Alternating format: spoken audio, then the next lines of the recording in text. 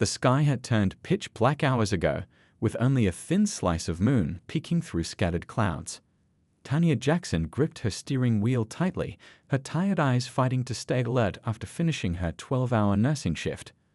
Her navy blue scrubs still smelled like hospital disinfectant, and her swollen ankles reminded her that at 8 months pregnant, these late shifts were becoming harder to manage.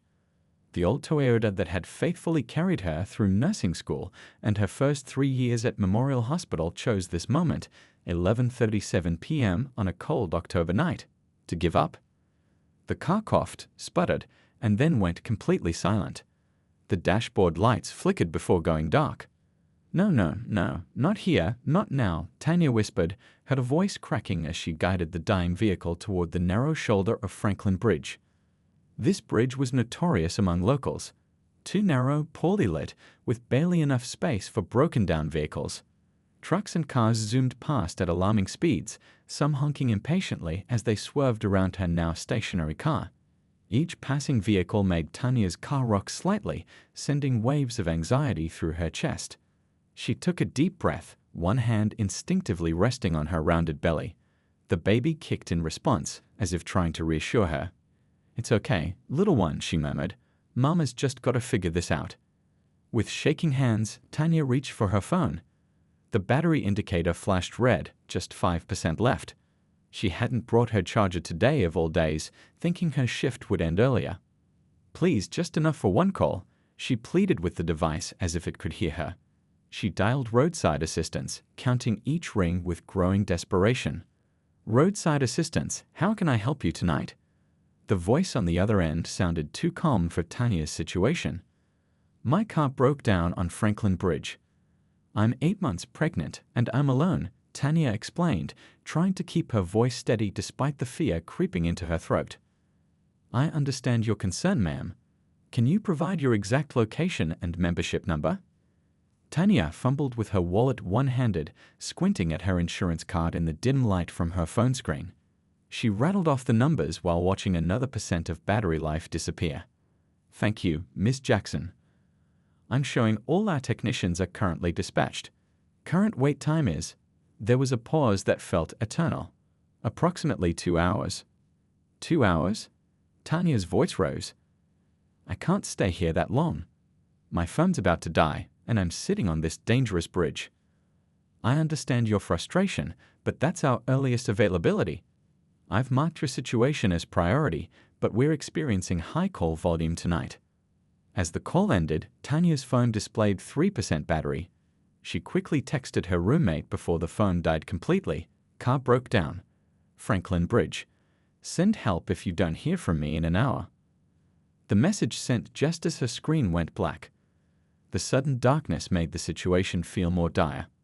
Tanya looked around at her surroundings. The bridge stretched what seemed like miles in both directions. Occasional streetlights cast eerie orange glows that barely reached her car. Every few seconds, vehicles rushed by, their headlights momentarily flooding her car before plunging her back into semi-darkness. She tried turning her key several times, each attempt more desperate than the last. The engine made a weak grinding noise but wouldn't catch. She flipped her hazard lights on, grateful they still worked on whatever battery power remained. For 20 minutes, Tanya sat there, watching cars pass by. Some drivers slowed slightly, looking curiously at the stranded vehicle, but none stopped.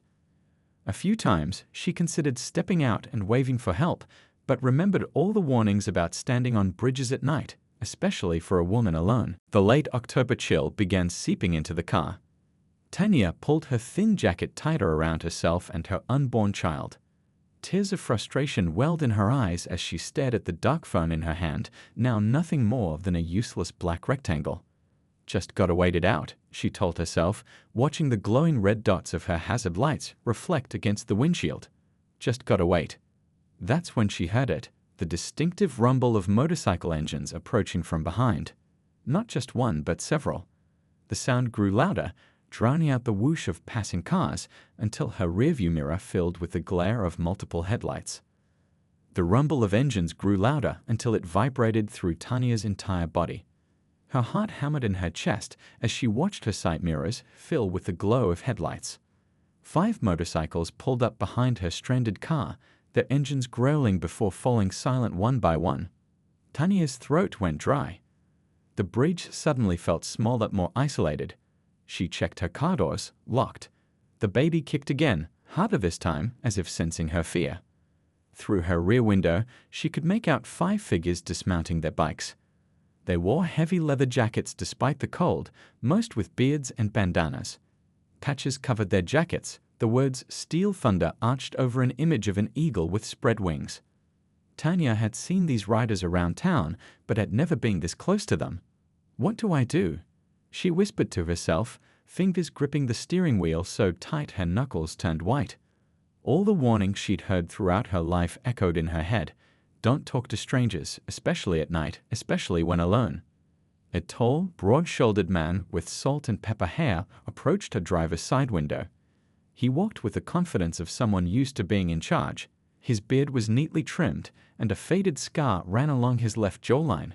His weathered face appeared serious as he gestured for her to roll down her window. Tanya hesitated, sizing him up. Despite his intimidating appearance, something about his eyes seemed genuinely concerned. He didn't bang on the window or make threatening gestures. He simply waited, standing a respectful distance away, his breath forming small clouds in the chilly night air. After what felt like minutes but was probably only seconds, Tanya lowered her window just an inch. "Everything all right, ma'am?" His voice was deep but surprisingly gentle. "Noticed your hazards from down the bridge. Not a good place to be stuck." "My car died," Tanya explained, trying to keep her voice steady. "Roadside assistance won't be here for 2 hours." The man nodded, glancing at her scrubs and then her belly. "You're a nurse?" And expecting. Tanya nodded, still unsure whether to be relieved or more worried. "I'm Thomas," he said, removing his leather glove and offering his hand through the small opening. "President of Steel Thunder. Those are my brothers back there, Greg, Hank, Will, and Anthony." Tanya looked past him to see the other riders standing by their bikes, giving her space. One was on his phone, another was opening a saddlebag, and 2 were peering at her car's hood from a distance. After a moment's hesitation, she extended her hand. "Tanya." "Listen, Tanya," Thomas said, his tone serious. "This bridge isn't safe after dark. We can help get you going or wait with you till the tow truck comes. Your choice." One of the younger riders approached, carrying a bottle of water. He had a kind face despite the skull bandana around his neck. "Thought you might need this. I'm Anthony. My sister just had a baby last month. I know pregnant ladies need to stay hydrated." He offered the sealed water bottle through the window gap. The simple gesture, the fact that he thought about her pregnancy, made Tanya reconsider her assumptions. She took the water, her parched throat suddenly reminding her she hadn't drunk anything since her break 4 hours ago. "Thank you." Another rider called from behind the car. "Looks like it might be alternator trouble from the way it died. Mind if we take a look? I'm a mechanic during daylight hours." Tanya looked from Thomas to Anthony, then at the other riders. They didn't match the threatening image she'd expected. They were just men, older than she first thought, some with gray in their beards, wedding rings on their fingers visible when they removed their gloves. "What do you think, Tanya?" Thomas asked again. "Your call. We can just stay till help arrives if you prefer." The baby kicked again, and Tanya placed her hand over the spot. Something told her these men weren't a threat. Maybe it was maternal instinct, maybe desperation, or maybe just the genuine concern in their eyes, so different from the dozens of cars that had zoomed past without stopping. She took a deep breath and rolled her window down completely. "I think I could use some help. My phone's dead, and I'm starting to get cold." Thomas nodded, a small smile breaking through his serious expression. "We've all been stranded somewhere. Nobody should have to face that alone, especially not at night, especially not here, and especially not when you're expecting." He turned to his friends and called out, "Greg, bring your toolkit. Will, get those emergency lights set up around the lady's car. Hank, call your sister. She's a dispatcher, right? See if she can get a tow truck here faster." Just like that, the bridge transformed from a place of isolation to a hive of activity. For the first time since her car died, Tanya allowed herself to feel a glimmer of hope. The wind picked up, whistling through the bridge's metal supports as Tanya watched the bikers work. Greg, the one who'd mentioned being a mechanic, had popped her hood and was examining the engine with a small flashlight clenched between his teeth. Will and Hank had set up reflective triangles around her car, making their little island of stranded humanity more visible to passing traffic. Anthony approached her car again, this time with a thick flannel blanket. "It's clean," he assured her, offering it through the window. "I keep it for camping trips." Tanya hesitated only briefly before accepting. The car was getting colder by the minute, and her thin scrubs offered little protection. She wrapped the blanket around her shoulders, immediately feeling its warmth. "Thank you," she said, her voice steadier now. Thomas leaned against her car door, keeping watch over the scene like a sentinel. "Where were you heading from? Hospital, I'm guessing?" "Yeah," Tanya nodded. "Memorial. Just finished a 12-hour shift." "My wife was at Memorial last year," Thomas said, his voice softening. "Cancer. The nurses there were angels." Tanya looked up at him with new understanding. "I'm sorry about your wife." He nodded, the simple acknowledgement of a pain that needed no further explanation. She pulled through. 3 months in remission now. A moment of connection passed between them, the kind that happens when strangers suddenly find common ground. Tanya realized she was no longer seeing the patches or leather or beards first. She was seeing people. Still, old warnings echoed in her mind. Her mother's voice. Never trust strangers, especially men you meet on the road. Her nursing instructor. Always maintain situational awareness. The hospital's security briefing. Trust your instincts if something feels wrong. But did it feel wrong? These men had been nothing but respectful. They'd given her space, asked permission, and shown genuine concern. "You didn't have to stop," Tanya said quietly. "Most people just drove by."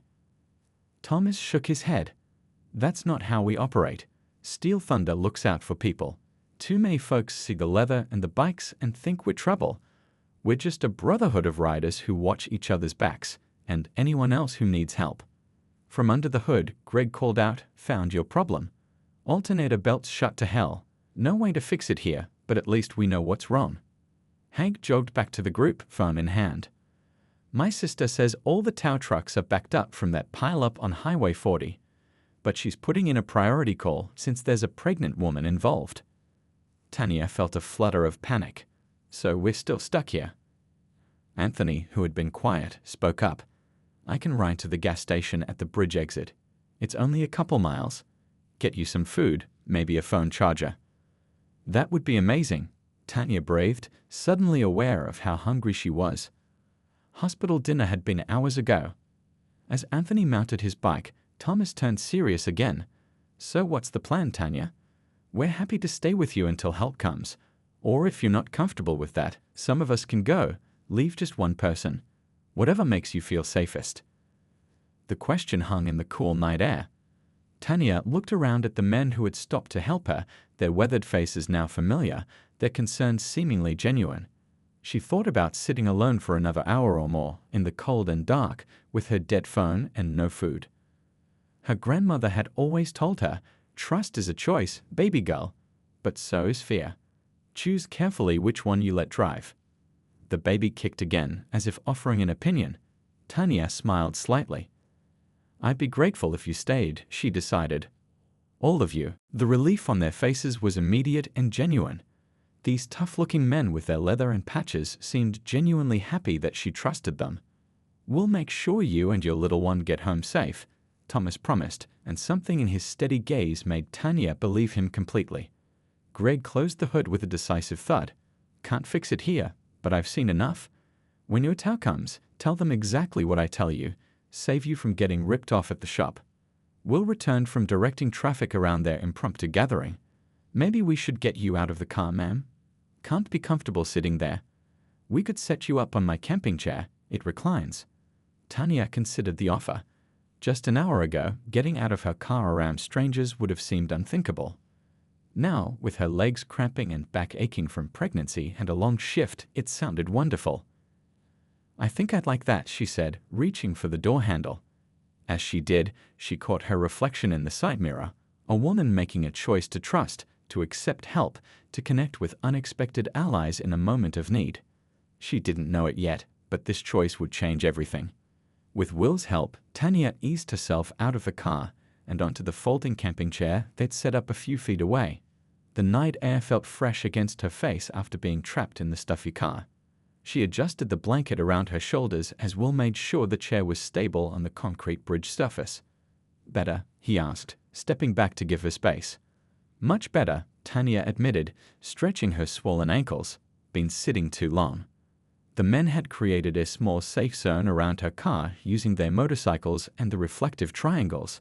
Greg and Hank were still examining her car's engine, their heads bent together in discussion, occasionally pointing at something under the hood. Thomas stood at the edge of their area, occasionally directing traffic around them with a powerful flashlight.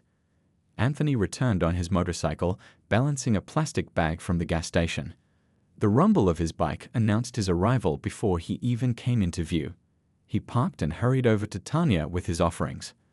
"Got you some water, a couple of sandwiches. They didn't have much at this hour, some chips and this." He'd held up a phone charger. "It's one of those universal ones. Should work with your phone." Tanya took the bag gratefully. "You have no idea how much this means. I'm starving." She plugged her phone into the portable charger immediately, relieved when the screen lit up with the charging symbol. "Eat up," Anthony encouraged. "My sister couldn't stop eating sandwiches when she was pregnant, said the baby demanded them at all hours." Tanya unwrapped a sandwich and took a bite, suddenly realizing how hungry she really was. Hospital shifts rarely allowed for proper meals, and she'd been running on nothing but a granola bar for the past 6 hours. Over by the car, Greg closed the hood with a decisive thud. "Well, I've done all I can with what we've got. Without parts, there's no fixing it here." He walked over to Tanya, wiping his hands on a rag. His face was smudged with grease, but his eyes were kind beneath his furrowed brow. "Your alternator belt snapped, and it looks like it took out a few other things with it. Car needs a towel, no way around it. But listen," he squatted down to eye level with her, speaking earnestly. "When the mechanic looks at it, tell them to check the tensioner pulley too. It's probably what caused the belt to fail in the first place. If they don't replace that, you'll just be back in the shop next month." Tanya nodded, taking mental notes. "Alternator belt and tensioner pulley. Got it. And don't let them charge you more than $300 for the parts. Labor should be about 2 hours worth." He handed her a business card. "That's the shop where I work. Can't tell you there tonight, but if you bring it in tomorrow, I'll make sure they treat you right." "Thank you," Tanya said, tucking the card into her purse. The gesture touched her, not just the help now, but the offer of continued help tomorrow. Hank approached, phone in hand, giving her a thumbs up. "Good news. My sister pulled some strings. Tow truck should be here in 20 minutes, not 2 hours." "That's amazing," Tanya breathed. Her phone had enough charge now to send a quick text to her roommate, letting her know she was okay. Will, who had been directing traffic with Thomas, returned to the group. "2 idiots nearly sideswiped us. People drive like maniacs on this bridge." Thomas nodded gravely. "That's why we couldn't just leave you here. Too dangerous, especially at night." The reality of what could have happened hit Tanya suddenly. She could have been stranded for hours, alone in the dark. Or worse, someone with bad intentions could have stopped instead of these men. "I don't know how to thank you all," she said, looking around at the circle of weathered faces that had become familiar in just an hour. "No need," Thomas replied. "We look out for people. That's what we do." Still, Tanya insisted, most people wouldn't have stopped. They'd have assumed someone else would help. "We're not most people," Greg grinned, the grease on his face crinkling. "Steel Thunder has a code. Never ride past someone in trouble."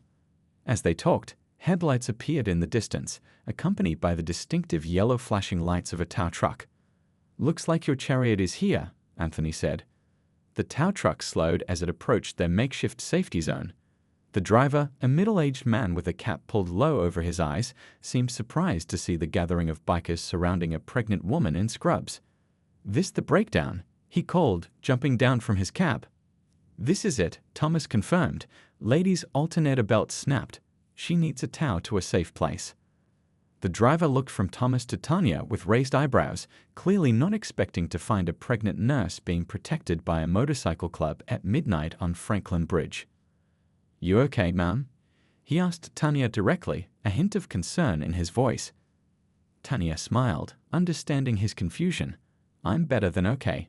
These gentlemen saved my night. The tow truck driver secured Tanya's car to the flatbed with practiced efficiency. She stood to the side, still wrapped in Anthony's blanket, watching the process with the bikers gathered around her like protective sentinels. "Where to, ma'am?" the driver asked, clipboard in hand. "We can take it to our company lot for the night or somewhere else if you prefer." Before Tanya could answer, a sharp pain gripped her abdomen, causing her to gasp and double over. The sandwich she'd been holding fell to the ground as both hands flew to her belly. "Tanya." Thomas was at her side instantly, his weathered face tight with concern. "What's wrong?" She couldn't answer immediately. The pain was intense, radiating across her lower back and tightening like a belt around her middle. When it finally eased, she straightened slightly, her breath coming in quick gasps. "I don't know," she managed. "That wasn't a normal kick." Worry creased Thomas's brow. "How far along are you?" 35 weeks, Tanya said, mentally calculating. "Still 5 weeks to go." Anthony stepped closer, his earlier shy demeanor replaced with focused concern. "My sister had false labor around that time. Does it feel like tightening all over or sharp pain in one spot?" As if in answer, another wave hit her, stronger than the first. Tanya groaned, clutching Thomas' offered arm for support. The pain lasted longer this time, building to a peak before slowly releasing its grip. "That's close," Hank observed, checking his watch. "Too close." Greg was already on his phone. "I'm calling 911. Pregnant woman. Possible labor. Franklin Bridge eastbound. Mile marker 34.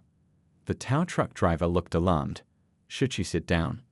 Will was already pulling the camping chair closer. "Here, easy does it." Tanya lowered herself carefully into the chair, fear evident in her eyes. "It's too early," she whispered. "The baby's not due for 5 more weeks." "Breathe, just breathe," Thomas coached, kneeling beside her. "Help is coming." Despite his calm words, the concern in his eyes betrayed his worry. Another contraction gripped her, pulling a cry from her throat.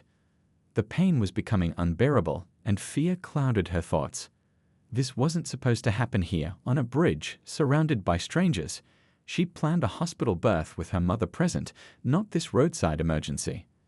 "Ambulance is 8 minutes out," Greg reported, pocketing his phone. "Might not have 8 minutes," Anthony said quietly, as Tanya's grip on Thomas's hand tightened again with another contraction. Between pains, Tanya gasped, "My bag, hospital bag, it's in my trunk, just in case." Hank was already moving. "I'll get it." The tow truck driver lowered the car back down enough for Hank to access the trunk. He returned moments later with a small duffel bag. "Smart lady," Thomas said, trying to keep her calm. "Always prepared." Tanya attempted a smile that quickly turned to a grimace as another contraction began. "Nurse," she reminded him through clenched teeth. Anthony crouched on her other side. "My sister showed me some breathing techniques when she was having her baby. Like this." He demonstrated slow, rhythmic breathing. "In through your nose for 4, out through your mouth for 6. Tanya tried to follow his lead, focusing on his counting to distract from the pain. The technique helped somewhat, giving her something to concentrate on besides the fear. Will and Greg had moved to the bridge entrance, using their motorcycle headlights to create a well-lit landing zone for the ambulance. The reflection of red and blue lights began to appear in the distance, growing stronger as sirens became audible. "They're coming," Thomas reassured her, still holding her hand. "You're doing great, Tanya. Just hold on." The night had turned surreal. Hours ago, these men had been strangers, intimidating figures she might have crossed the street to avoid. Now they formed a protective circle around her, their faces etched with genuine concern, using their motorcycles to block wind and create a barrier from traffic. Between contractions, a moment of clarity hit Tanya. These bikers, with their leather and patches and gruff exteriors, were showing more humanity than dozens of normal people who had driven past her stranded car without a second glance. "Thank you," she whispered, squeezing Thomas's hand. "All of you." The ambulance pulled up, emergency lights painting the bridge in alternating red and blue. 2 paramedics jumped out, equipment in hand, moving with practiced urgency. 35 weeks pregnant, contractions approximately 3 minutes apart. Greg reported crisply as they approached. The female paramedic knelt beside Tanya. "Ma'am, I'm Lisa with County Emergency Services. We're going to take good care of you." As the paramedics began their assessment, Thomas reluctantly released Tanya's hand, stepping back to give them room. The bikers formed a half circle behind him, their faces showing the same mix of concern and hope. The male paramedic glanced up at the unusual gathering. "Friends of yours?" he asked Tanya as he checked her blood pressure. Despite her pain, Tanya found herself smiling. "They are now." The ambulance doors closed with Tanya safely inside. Lisa, the female paramedic, had determined that while the contractions were real, they might be false labor triggered by stress and dehydration. Still, they needed to get Tanya to the hospital immediately to be sure. "We'll take her to Memorial," Lisa had told the bikers. "That's where she works, so they'll know her there." As the ambulance pulled away, its siren cutting through the night, the 5 bikers stood on the bridge watching until the red lights disappeared around the bend. "What about her car?" the tow truck driver asked, breaking the silence. Thomas turned to him. "Can you take it to Memorial's parking lot? We'll cover the extra distance." The driver nodded. "Sure thing. For a pregnant lady, no extra charge." While the driver finished loading Tanya's car, Thomas gathered his friends in a tight circle. Their faces were serious in the dim light of the bridge. "I'm going to the hospital," he announced. "Anyone who wants to join, feel free. Anyone who needs to get home, no hard feelings." Greg checked his watch. "It's almost 1 a.m. Laurie will understand if I'm late. I'm coming." Anthony nodded. "Me too." Hank pulled out his phone. "I'll call my wife, let her know what's happening. She'd kill me if I didn't see this through." Will was already on his bike. "What are we waiting for?" 20 minutes later, the 4 motorcycles pulled into Memorial Hospital's emergency entrance. Thomas parked in the ambulance bay just long enough to run inside and ask about Tanya. The tired-looking nurse at the reception desk seemed startled by his appearance, leather jacket, beard, and all, but her expression softened when he explained the situation. "She's in exam room 3. They're monitoring her contractions now." She hesitated, then added, "Are you family?" Thomas paused. "No, ma'am. Just the folks who found her on the bridge." The nurse studied him for a moment. "Wait in the main waiting area. I'll let the doctor know you're here." Thomas rejoined his friends in the waiting room, where they sat awkwardly among the other late-night emergency patients. A young mother pulled her child closer as they entered. An elderly man eyed them suspiciously over his magazine. They were used to these reactions, but tonight it stung a little more. "Think she'll be okay?" Anthony asked, his voice low. "She's in good hands now." Thomas replied, though concern lined his face. "Best we can do is wait." Wait they did. 1 hour turned into 2. Greg made coffee runs. Will flipped through outdated magazines. Hank dozed in his chair. Anthony paced. Thomas sat still as stone, watching the clock tick past 3 a.m. Finally, a doctor in blue scrubs pushed through the double doors. "Is anyone here for Tanya Jackson?" The 5 bikers stood simultaneously, drawing curious stares from the few remaining people in the waiting room. The doctor looked surprised but continued, "She's asking for you. All of you, apparently." They followed him through the maze of hospital corridors until they reached a private room. Inside, Tanya lay in a hospital bed, IV in her arm, looking exhausted but relieved. The hospital gown made her seem smaller somehow, more vulnerable than the determined woman they'd met on the bridge. "Hey," she smiled weakly as they filed in. "They're letting me have visitors for a few minutes, even though it's way past hours." "How are you?" Thomas asked, the others gathering around her bed. "False labor," Tanya confirmed. "Doctor says the stress of being stranded probably triggered it. That, and I was dehydrated from my shift." She rubbed her belly gently. "Little one's staying put for now." Relief washed over the men's faces. "What about my car?" she asked. "Taken care of," Greg assured her. "It's in the hospital parking lot. I called my shop. They'll tow it first thing in the morning and fix it at a fair price." Tanya's eyes filled with tears. "You guys didn't have to stay. It's the middle of the night." Anthony shrugged. "Couldn't just leave without knowing you were okay." "My husband would be here if he could," Tanya explained, voice catching. "He's deployed overseas. Won't be back for another month." The room fell silent as the weight of her words sank in. She was facing not just tonight's emergency, but the birth of her child, possibly without her partner present. "You got family nearby?" Hank asked gently. "My mom's in Cleveland. She's coming next week to stay until the baby arrives." Tanya wiped away a tear. "I was just thinking how alone I would have been tonight if you hadn't stopped." Thomas shifted uncomfortably, unused to such raw emotion. "Good thing we were there then." A nurse appeared in the doorway. "I'm sorry, gentlemen, but visiting hours ended long ago. We need to let Ms. Jackson rest." The bikers nodded, preparing to leave. Thomas lingered a moment longer. "You need anything? Someone to pick up your mom from the airport? Groceries? Anything at all?" Tanya looked at him, then at each of the others, these strangers who had become something else entirely in the span of a few hours. "Actually," she said slowly, "there is something." Thomas raised an eyebrow, waiting. "Can I have your phone numbers? All of you, just in case." Will grinned, the first real smile he'd shown all night. "In case you get stranded on another bridge." Tanya laughed, a sound that brightened the sterile hospital room. "In case I need friends who show up when it matters." As they exchanged numbers, the nurse watched from the doorway with a puzzled expression, trying to make sense of the scene. A pregnant black woman in a hospital bed surrounded by a group of bikers who looked like they'd ridden straight out of a different world entirely. What the nurse couldn't see was the invisible threads of connection that had been woven on a dark bridge in the middle of the night, threads that would prove stronger than anyone could have imagined. 3 weeks after that fateful night on the bridge, Tanya stood in her kitchen, folding tiny onesies fresh from the dryer. Her mother worked beside her, organizing baby bottles and pacifiers they'd received as gifts. The nursery was nearly ready, painted a soft mint green with a handmade crib quilt from her grandmother. Her phone buzzed on the counter. It was a group text from Thomas. "Weekly check-in. How's our favorite nurse and future little one doing?" Tanya smiled, typing back, "Both doing great. Doctor says everything looks perfect.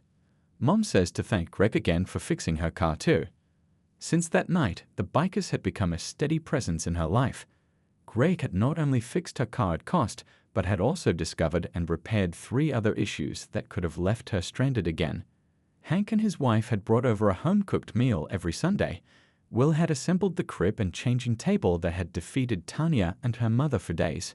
And Anthony had shown up with a handmade wooden mobile for the baby, carved with tiny motorcycles that made Tanya laugh every time she saw it. "Those men checking in again?" her mother asked, folding a tiny blanket. "They do every day," Tanya confirmed. Her mother shook her head in wonder. "Never would have believed it if I hadn't met them myself. Just goes to show you can't judge folks by how they look." The doorbell rang, interrupting their conversation.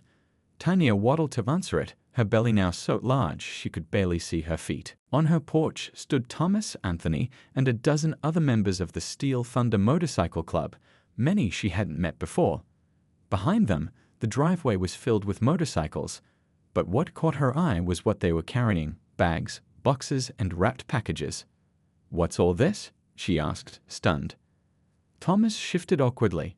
"Well, we heard military dads sometimes miss the baby shower, and since your husband's still deployed, we thought we'd throw you one," Anthony finished. "Hope that's okay. It was the lady's idea, really." He gestured to several women standing among the bikers, presumably wives and girlfriends.